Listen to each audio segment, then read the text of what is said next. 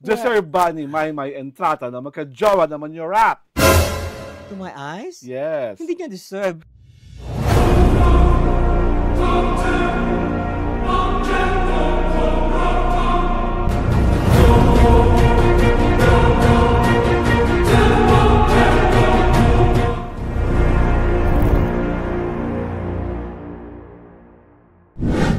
And welcome to the Southern edition of the TT Show. This is Alwin Ignacio, the diva that you love. Together with Miss Kumaring Ultra Maldita. Hi, this is Alex Brosas. Siyempre pa, ito ang Talay na Talakayan Showbiz Edition. Para sa ating episode 3, Mara, ilan na nga ba ang ating organic subscribers? We now have 14,846 plus subscribers. Ang taray. Parang itodo na natin 800 na yan.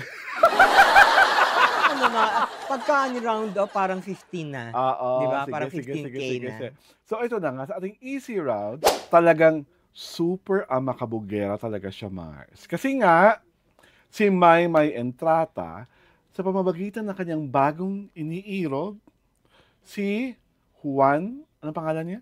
Joaquin Enriquez, nagparamdam na sa social media, especially sa IG ni Joaquin. Sabi nga ng lahat, masarap, makatas, manyorap ang bagong-bagong jowa ni Maymay Entrata. What say you, Mare?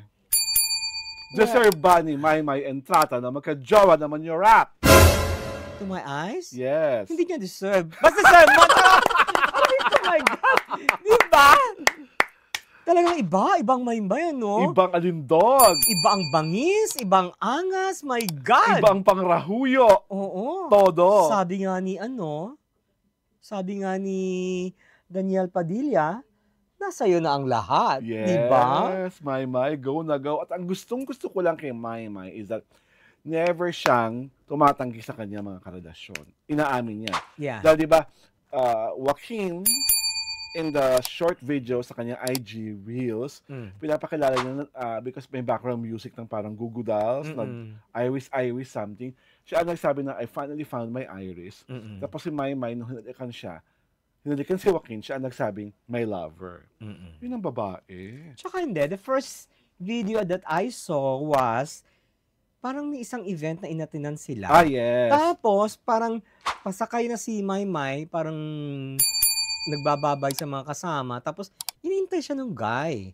That's the first video I saw. Parang pasakay na sila ng coach, tapos inintay siya. Then the second video, the second one I saw, hindi na video, yung, tag dito,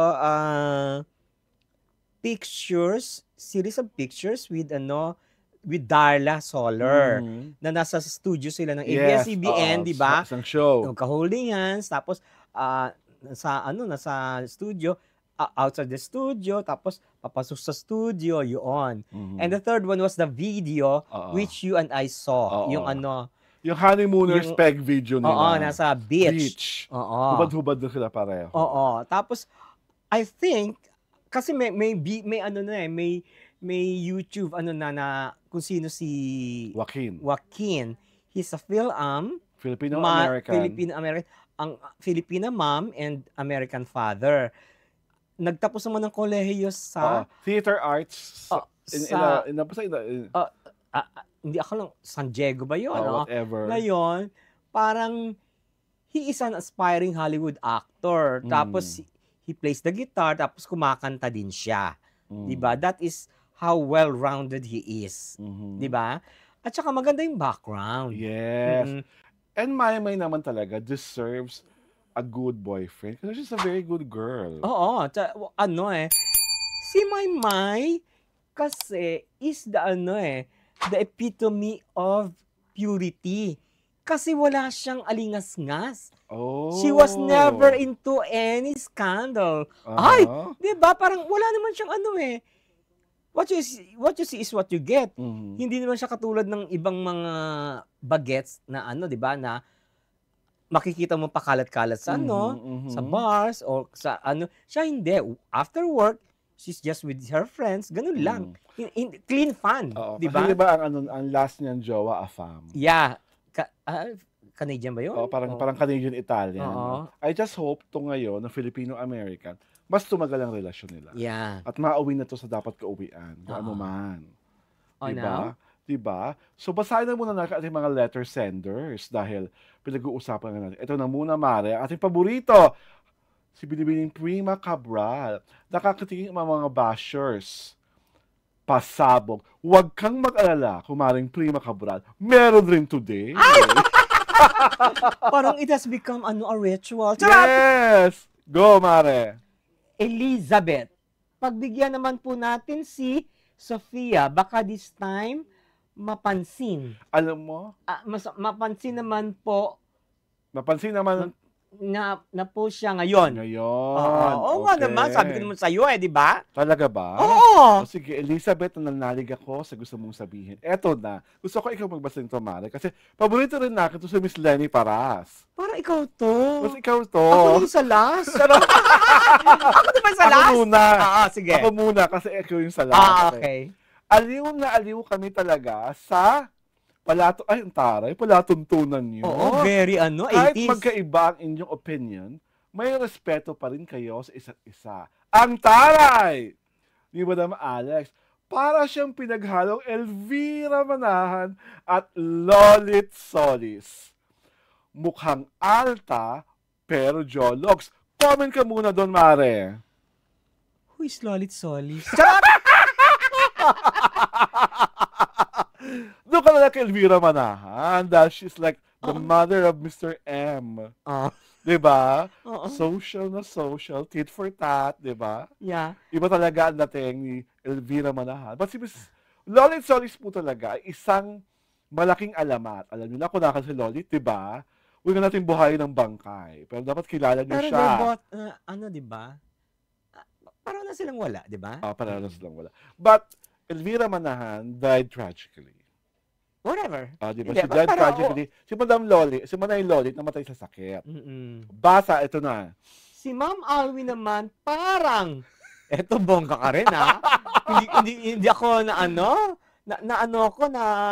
naloka ako. Parang, ginagalong Boy Abunda. Bakit may buka na, At Rita Gomez, wow. Worse than Nunal. Diba? Dahil may talino ang dating, pero may pagkatalipandas. What a description. What a word! Napakahusay ng tandem nyo. Lagi namin kayong inaabangan. Wow. Doon po sa pagdating ng weekend. Doon sa Boy Abunda Association, kilala ko po si Kuya Boy. Hanggang doon na lang. Kasi hindi naman po ako mahilig sa lights on at lights off. At higit sa lahat, mas gusto ko po ang happiness at chocolates ng sabay. What about the Rita Gomez? What Rita Gomez is Rita Gomez. You know? Yun lang. Tsaka hindi naman husky yung voice mo. Oo, hindi naman husky ang boses ko. At higit sa lahat, hindi po ako sa lawahan. Ito na, ang paborito naming troll. Papatulan namin today, Basa Mare. Lucky Santos, sino yung matatandang bayot na yan? Sino sila? Huy, mga gurami, lumayas na nga kayo dyan. Nilalaman nyo, space ng YouTube, saka di na sila uso, no? Mauna, ako na muna. Lucky, kung hindi kami uso, bakit mo kami tinotroll? Hindi ba? Yung page mo walang subscriber. Comment ka na, nakakalabing 2 comment ka na sa amin. Ngayon ka lang namin pinatulan. Hindi ba? Pasalamat ka. Nakutuwa kami pumatol ngayon sa mga buzzers namin. So, ang sasabi ko sa yung Lucky, malas na malas ka dahil una, wala kang larawan sa Facebook page mo. Pangalawa, kami tumatanda. Ikaw, tumatanda ng paurong. At pangatlo, kami ay sobrang grateful na kami umabot sa ganung edad. Huwag kang mag-alala. Pagkatapos ng 1 linggo, hihilahin ka na ni Grim Reaper. That's all. What's his name? Lucky Santos. Lucky Santos, here's my piece. my brain says that you are Neanderthal and Mhm. Cro-Magnon Mhm. and limitless ang stupidity mo. Oh. 'Di ba? Kumbaga, Anli. 'Di Mhm. ba? It all boils down to one thing. Mhm.